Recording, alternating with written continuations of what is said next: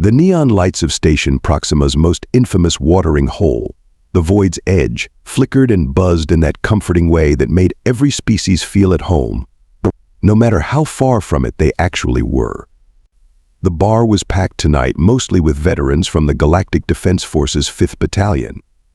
Their chitinous exoskeletons and scaled hides gleamed under the pulsing lights, each bearing the marks and scars of battles fought across a dozen star systems. And then, get this, bellowed Lieutenant Kraz, his forearms gesticulating wildly as purple liquor sloshed from his glass. The human actually tried to bite me. Can you believe that? A creature with no venom, no toxins using its food hole as a weapon. The crowd erupted in laughter. A mixture of hisses, clicks, and rumbling chortles filled the smoky air.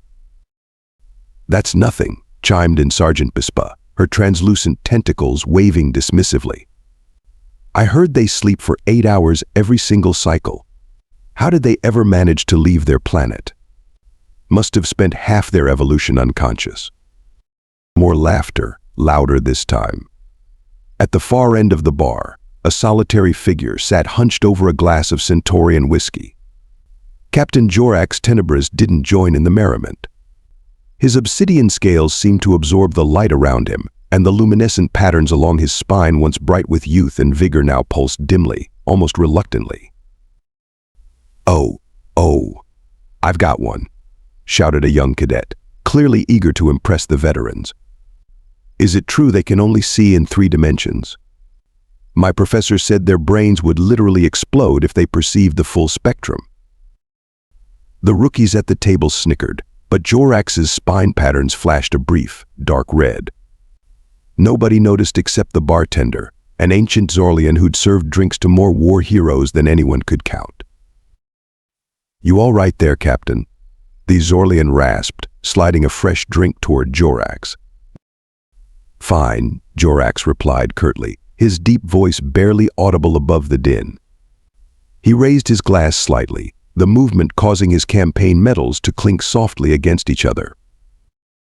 Across the room, Commander Fex slammed all 6 of her palms on the table. "The best one, and this is completely true, is that humans believe they're the most dangerous species in the galaxy." Her mandibles clicked with amusement. "Can you imagine? Soft, slow, fragile little creatures with barely 2 centuries of space travel thinking they could stand against the might of the Arconian Empire or the Vespid Collective." The veterans howled with laughter. Hell, even their own planet tried to kill them constantly. Fex continued, warming to her audience. "Predators, diseases, natural disasters, even their own atmosphere is poisonous to them in some regions." Jorax downed his drink in one gulp, his claw-like fingers tightening around the glass, until it nearly cracked. He'd heard enough. He'd seen enough. These fools, with their jokes and their myths and their utter, complete misunderstanding of what they were dealing with. Because Jorax Tenebris was the only one in this bar who had faced a human battalion and lived to tell about it. And nothing about that day was funny at all. "Tell us more about the humans," pleaded Cadet Nix, her bioluminescent spots pulsing with excitement. Fresh out of the academy, she and her clutchmates had never seen actual combat, let alone encountered the mysterious bipeds from Sol. "Yes, please. We've only studied them in xenobiology." "Are they really as primitive as the textbooks say?" This from Cadet Tark, his exoskeleton still shiny and unmarked, the sign of a soldier who hadn't yet faced the vacuum of real battle. Lieutenant Mazzara slunk over to their table, her feline-like grace unmistakable, even among the diverse anatomy of the station's patrons. Her silver fur reflected the bar's lights in hypnotic patterns, and the cybernetic enhancement where her left eye should have been hummed softly as she focused on the young cadets. "You want to know about humans?" Mazzara purred, sliding into an empty seat. "They're hardly worth the curriculum time they give them at the academy these days. Slow reactors, terrible night vision, and absolutely no natural defenses." From across the room, Engineer Blick snorted loudly, the sound emanating from somewhere within his gelatinous form. "Except for that time during the Sol incident when they—" "Oh, please," Commander Fex interrupted with a dismissive wave. The Soul incident is so overblown. A lucky defense at best, propaganda at worst. Jorax's spinal patterns flashed crimson again, longer this time. The bartender noticed and discreetly moved several breakable items away from the captain's reach. "What's the Soul incident?" asked Cadet Nix, her voice dropping to a conspiratorial whisper. Engineer Blick oozed closer to the gathering, his translucent body revealing the complex machinery that kept his particular species mobile. It was supposed to be a simple display of force. 3 dreadnoughts, standard intimidation protocol for first contact scenarios. "And?" prompted Tark. "And nothing." Mazzara cut in, her tail swishing irritably. A minor tactical setback that's been exaggerated into some sort of cautionary tale. The dreadnoughts had outdated shielding. The mission parameters were flawed.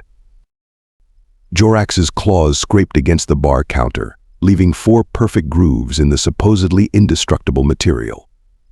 Several veterans glanced nervously in his direction, then quickly away.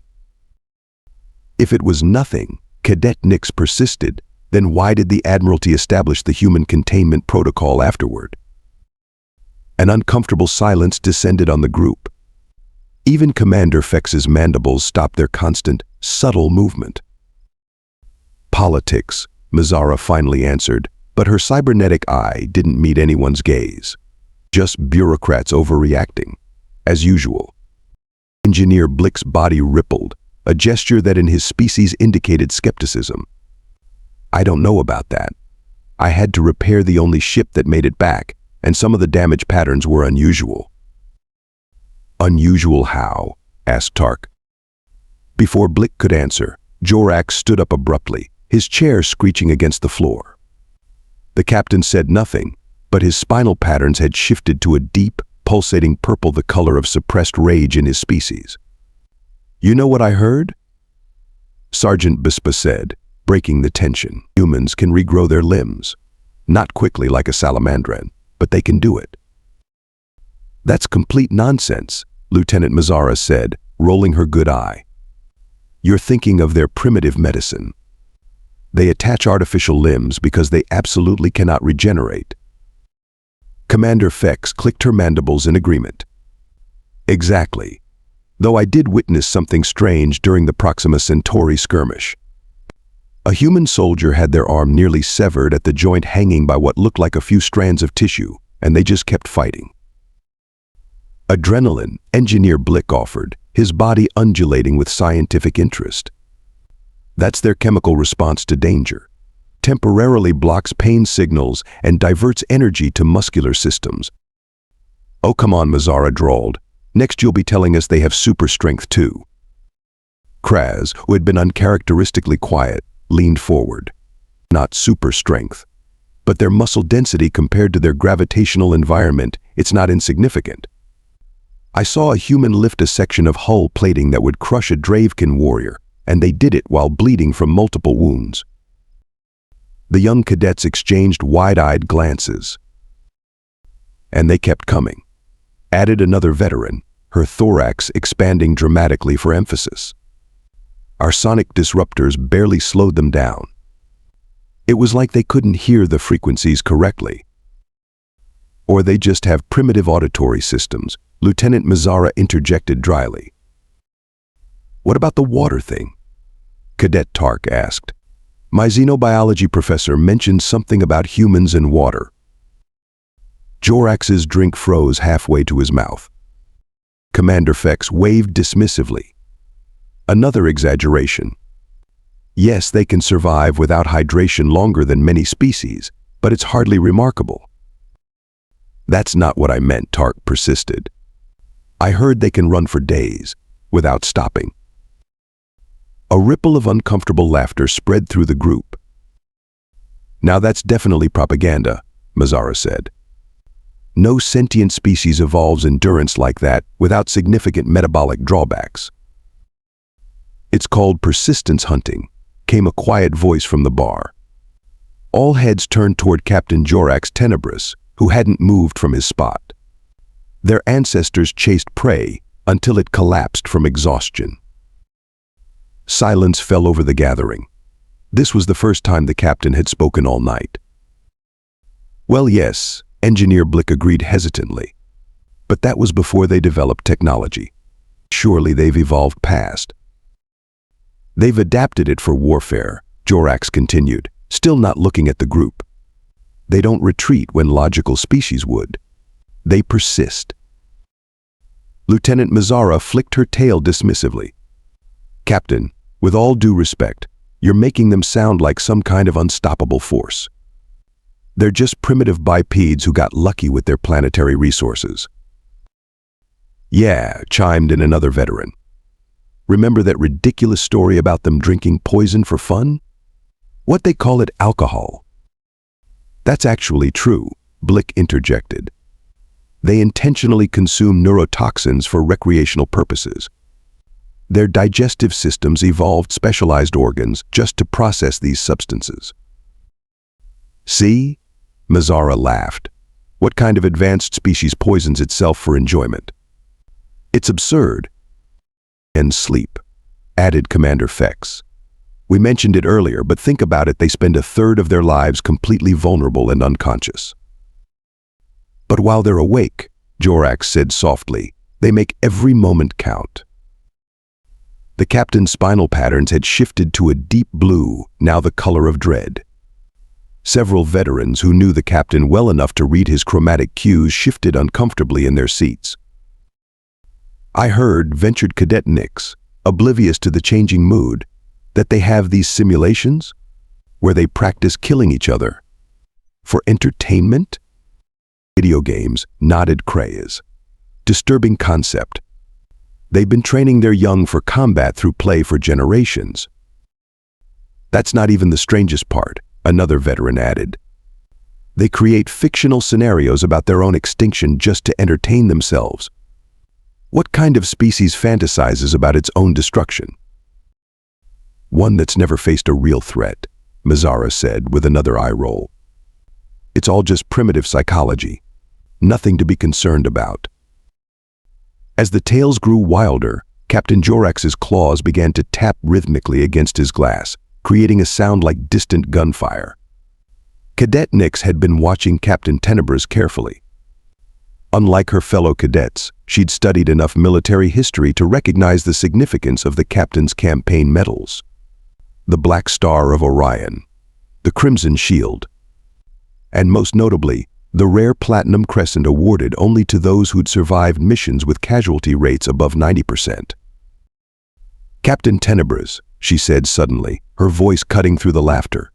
You were there, weren't you? At the Soul incident? The room fell silent. Even the bartender stopped polishing glasses. Jorax's spinal patterns flickered erratically before settling into a dull, steady pulse. I don't discuss that mission, he said flatly. But sir, Nix persisted, we're training to defend the Galactic Alliance. If there's something about humans we should know. Let it go, Cadet, Lieutenant Mazzara warned, her cybernetic eye whirring as it focused on Nix. Some missions are classified for a reason.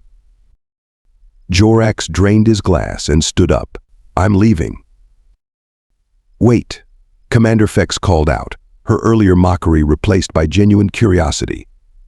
Jorax, maybe the cadets should hear it. The official reports are so heavily redacted. Yeah, what really happened out there? Kraz asked. You're the only officer from the command deck who made it back. Engineer Blick oozed closer. I had to rebuild 3 decks of the Invincible. Whatever hit it, I've never seen structural damage patterns like that before or since. Please, Captain, Cadet Tark added. All we hear are jokes and exaggerations.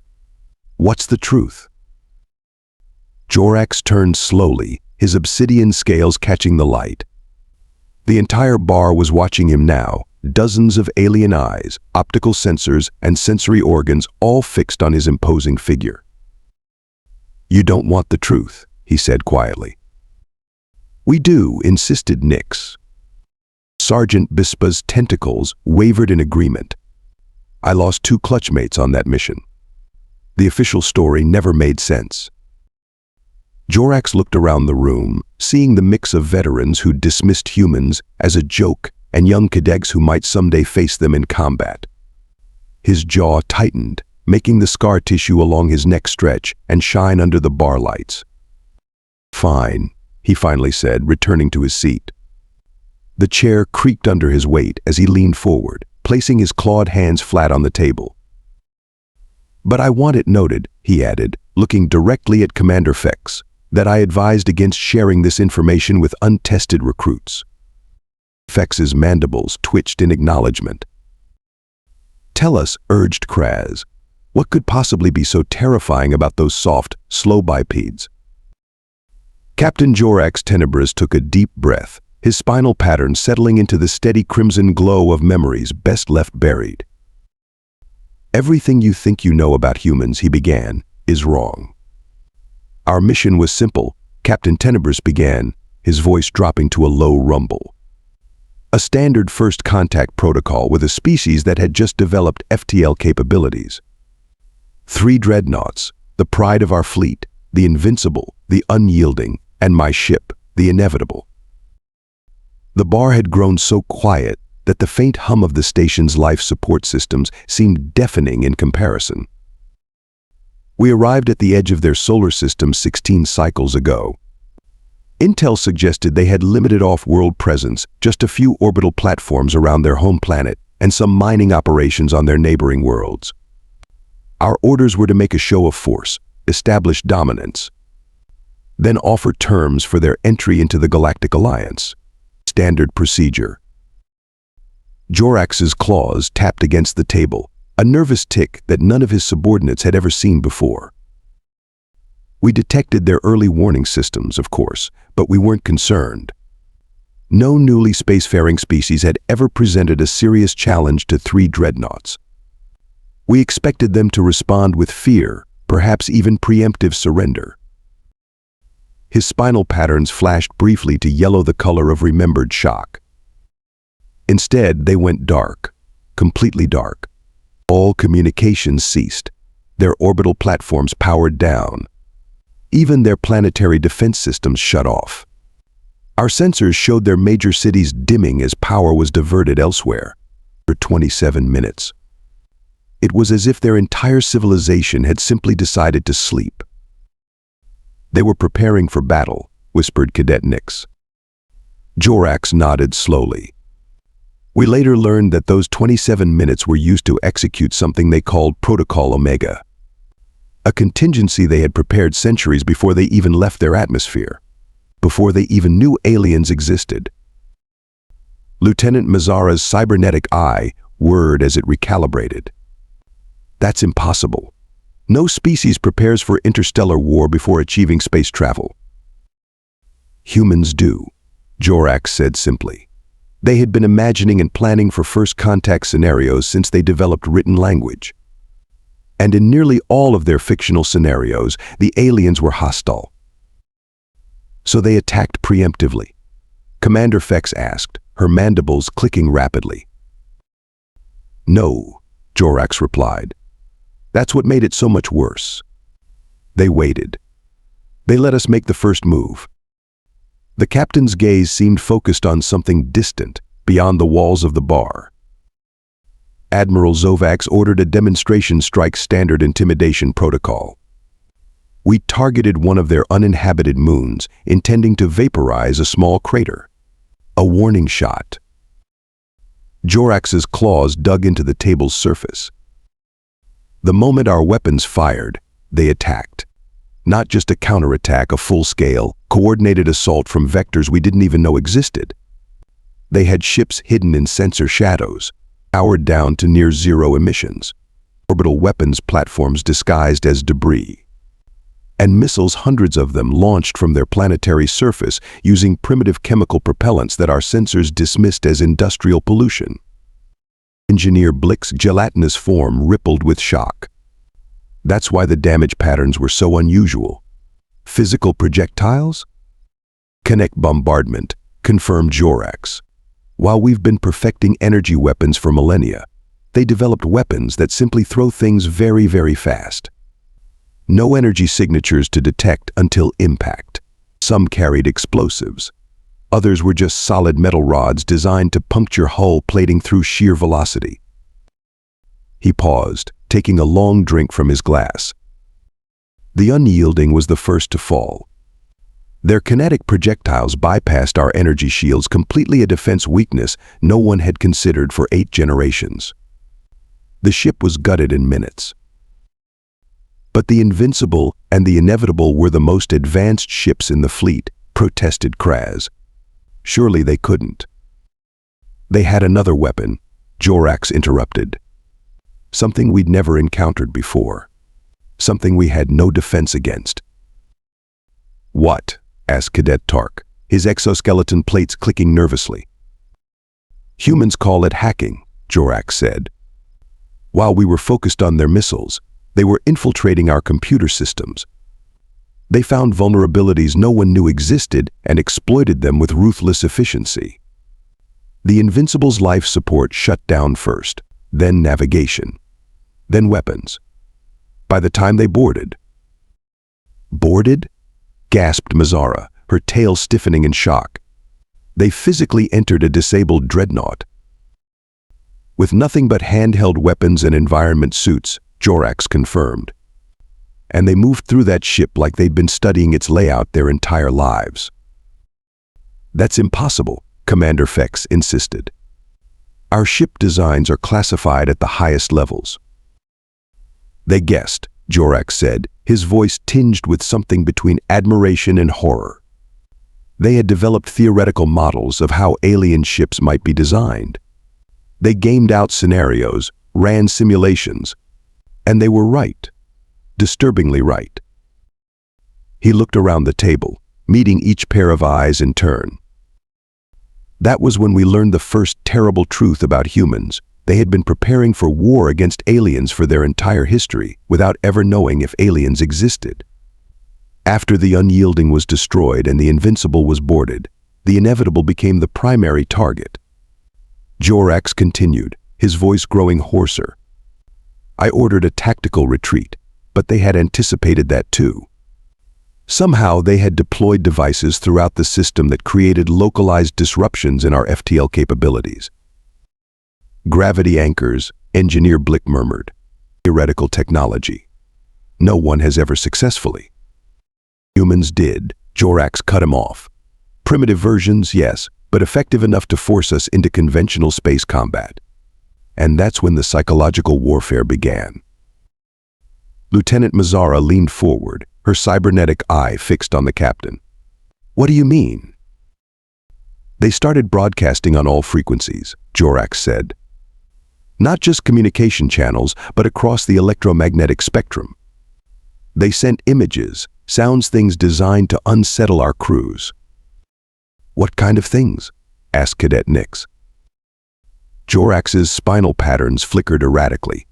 Footage from their own history. Wars they had fought against each other. Atrocities they had committed. Weapons they had developed but claimed never to have used. And speeches promising that what they had done to their own kind was nothing compared to what they would do to us if we didn't. Withdraw immediately. Commander Fex's mandibles stilled completely. Psychological manipulation. Using their own violent history as a threat. Exactly, Jorax nodded. And while our crew was processing this psychological assault, they launched their second wave of attacks. Smaller vessels this time, piloted by individual humans. Fighter craft, they called them. The captain's claws scraped against his glass. I deployed our interceptor squadron, 30 of our best pilots against perhaps 24 human fighters. It should have been a simple victory. Jorax fell silent, and for a moment it seemed he might not continue. What happened? Kraz finally asked. The humans were reckless in a way I've never seen before or since. They flew directly into our weapons fire if it meant getting a clean shot at our ships. They collided with our interceptors deliberately. They executed maneuvers that subjected their bodies to gravitational forces that should have rendered them unconscious. The captain's voice dropped even lower. I watched a human pilot continue fighting after half their craft had been sheared away. No escape pod, no survival equipment. Just raw determination and what must have been excruciating pain. They destroyed 3 of our interceptors before finally succumbing. That's insane, whispered Tark. No rational being would. That's the second truth about humans, Jorax interrupted. Their determination transcends rational thought. When they commit to a goal, especially survival, they achieve it by any means necessary. He looked up, his eyes reflecting the dim bar lights. I lost 27 interceptors in that engagement. 27 pilots I had personally trained, gone in less than an hour. The humans lost all of their fighters too, but they considered it a victory because it bought time for their next wave of attacks. Jorax's spinal patterns had settled into the deep crimson of remembered pain. And the worst part, we intercepted some of their communications during the battle. They were laughing, making jokes as they faced certain death. One human, moments before their ship exploded, transmitted a single message that our linguists later translated as, "I always wanted to go out with a bang." After our interceptors fell, the humans boarded the inevitable. Jorax continued, his voice barely above a whisper now. We sealed bulkheads, established defensive positions. By then, we knew conventional tactics wouldn't work. We were fighting for survival. The bar was completely silent. Even the station's ambient noises seemed muted, as if the entire structure was holding its breath. I led a final defensive stand at the bridge, Jorax said. 12 of us against an unknown number of human boarders. We could hear them moving through the ventilation systems, communicating in their harsh language. They seemed to be everywhere at once. He stared into his empty glass. When they breached the bridge, it wasn't with explosives or cutting tools. They had somehow reconfigured our own door mechanisms against us. The doors simply opened. Jorax's claws tightened around his glass. The fighting was chaotic. Their weapons fired metal projectiles that ignored our personal shields. 3 of my officers fell in the first few seconds. Then more. Soon it was just me, cornered, facing a human soldier. His spinal patterns flickered briefly to white, the color of absolute terror. This human was different from the others. Smaller, with markings on their armor suggesting higher rank. They had me at their mercy. Their weapon was aimed at my head. I could see their finger tightening on the trigger mechanism. Jorax looked up, meeting the gaze of everyone at the table. And then they lowered their weapon. The human made a gesture with their hand palm outward, fingers spread. Later I learned this was a universal sign among their kind. It means stop or peace. They spared you? Cadet Nix asked incredulously. Not just spared me. The human activated their communication device and spoke to their comrades. I couldn't understand the words, but the tone was unmistakable. They were calling off the attack. Why? Demanded Lieutenant Mazzara. The human removed their helmet, Jorax said. Looked me directly in the eyes, a challenging gesture in most species, but for them, a sign of respect. Then they spoke a single word in our language. Enough. Captain Tenebris fell silent for a long moment. That's when I understood the final, most terrifying truth about humans. The same species capable of such relentless violence, such irrational determination, is equally capable of mercy when they choose to be. They can switch from implacable enemy to potential ally in a heartbeat, guided by a moral complexity that defies our understanding. The revelation hung in the air. No one spoke. No one moved. The human who spared me later explained their reasoning. Jorax finally continued. They said, "We wanted to show you what would happen if you came as conquerors. Now we're showing you what could happen if you came as friends." The silence in the bar stretched on, broken only when Engineer Blick finally spoke, his gelatinous form nearly still with shock. the humans let you go. They let the inevitable return. As a message, Jorax confirmed.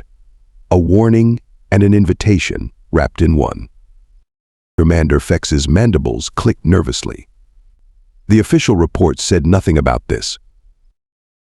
Of course not, Jorax replied. How could the Admiralty admit that our first contact protocol was fundamentally flawed? That we had severely underestimated a species based on their biological limitations? The young cadets exchanged glances, their earlier excitement replaced with solemn understanding. Cadet Nix's bioluminescent spots had dimmed to a dull glow. So all this time, Lieutenant Mazzara said quietly, her sarcastic tone completely gone, while we've been laughing about their physical weaknesses. They've been studying us, Jorax finished for her. Learning our strengths, our weaknesses. Preparing for either peace or war, whichever we choose to bring to their doorstep. He stood up, towering over the gathered aliens. His spinal patterns had settled into a steady amber pulse the color of caution. Remember this, especially you young ones, he said, looking at the cadets. Humans aren't defined by their physical limitations, but by their ability to overcome them through ingenuity, determination, and their strange, unpredictable capacity for both cruelty and compassion. Underestimate them at your peril. As Captain Jorax Tenebris walked out of the void's edge, the typical noise of the bar remained absent. No one was laughing anymore. The galaxy suddenly seemed a much more dangerous place, not because humans were out there, but because they had been misjudged for so long. And in the vast darkness between the stars, humanity waited, ready for whatever came next.